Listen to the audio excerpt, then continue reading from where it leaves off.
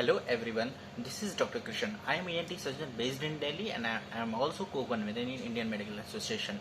आज हम बात करेंगे ट्रेकिस्टमी ट्यूब के बारे में और कब ट्यूब हटाते हैं एक बार लगने के बाद। पेशेंट के बहुत कॉमन क्वेरीज होता है कि ट्रेकिस्टमी ट्यूब लगने से कुछ कॉम्प्लिकेशंस वगैरह होता है। तो सबसे पहले हम ये समझेंगे कि ट्रेकिस्टमी ट्यूब लगता क्यों है। जब आप बहुत ढेर सारे इंडिकेशंस होते हैं, पर ब्रीफली पेशेंट के समझने के लिए ये चीज़ है कि आपके सांस का एक अल्टरनेटिव रास्ता बनाया जाता है।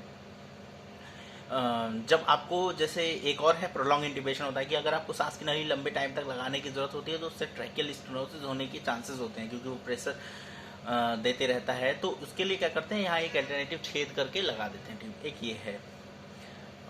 बाकी ट्रेकिस्टमी ट्यूब लगने के बाद पेशेंट बोल नहीं पाता, क्योंकि एयरवे बाईपास हो जाता है तो बोल नहीं पाता। साथ साथ कुछ और रिस्क फैक्टर होते हैं, खून बह सकता है, इन्फेक्शन हो सकता है ऑपरेशन के दौरान, बोलने की तारों को इंजरी हो सकता है। कई बार कि पेशेंट ऑपरेशन के बाद बोलेगा कि नहीं बोलेगा, ये कोई गारंटी से नहीं बोल सकता है ऑपरेशन करने से पहले। और भी कुछ होता है कि पेशेंट को कई बार क्या बोलते हैं कि पेशेंट को कई बार आईसीयू वगैरह में रखना पड़ सकता है, मैकेनिकल वेंटिलेशन के मशीन द्वारा सांस देने की जरूरत हो सकती है। ये सब कुछ कॉमन रिस्क और कॉम्प्लिकेशंस हैं ट्रेकिस्टमी ट्यूब के। लेकिन जहाँ जान बचाना है वहाँ तो ट्रेकिस्टमी करना पड़ता है।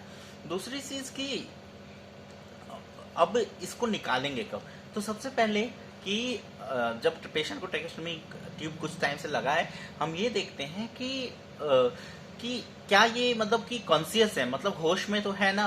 क्योंकि अगर हम ट्रेकिस्टमी हटा दिए, पेशेंट ने सिक्रीशंस एस्पिरेट कर दिया, तो उससे जान जाने की रिस्क बना रहता है। सो इसलिए हमें हमेशा देखना होता है कि ये रिस्क तो नहीं है। पेशेंट मतलब खाना पीना अपने आप से कुछ खा पी रहा है ना, स्वेलो कर पा रहा है ना, नहीं तो एस्पिरेशन के रिस्क होते हैं।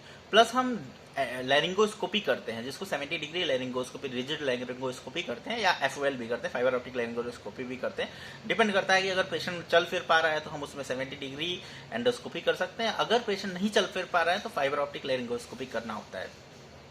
तो हमने किया, उसमें देखा बोलने की तार सही है, मूवमेंट सही है, कोई पैरालिसिस वगैरह नहीं है, एडेक्टर पैरालिसिस कुछ नहीं है। तो हम फिर डीकैनुलेशन का पूरा प्रोसीजर शुरू करते हैं। जो ट्रेकिस्टमी ट्यूब हटाने का और इसको जो छेद है उसको बंद करने का प्रोसीजर होता है डीकैनुलेशन।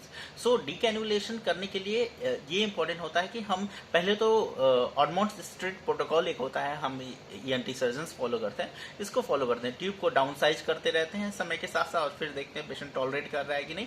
फिर इसके बाद डाउन साइज करने के बाद आई बना के ट्यूब डालते हैं, फिर ट्यूब हटा देते हैं और उसको स्ट्रैपिंग कर देते हैं, बंद कर देते हैं, और धीरे धीरे अपने हील हो जाता है। अगर कई बार छेद नहीं हील हो रहा है तो हम सूचर करते हैं। सो ये है। बच्चों में भी सेम प्रक्रिया होती है, लेकिन बच्चों को जनरली इंस्टीट्यूशनल प्रोटोकॉल के हिसाब से उसे एडमिट करना पड़ता है।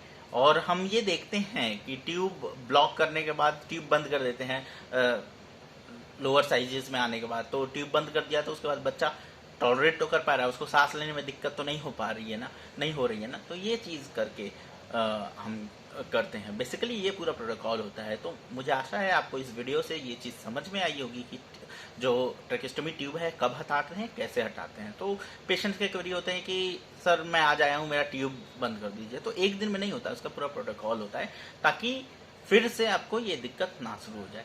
तो अगर आपको कोई भी कान नाक गले की समस्या कोई भी हो तो आप वीडियो के डिस्क्रिप्शन में लिंक क्लिक करके मेरी ऑनलाइन कंसल्टेंसी बुक कर सकते हैं। धन्यवाद।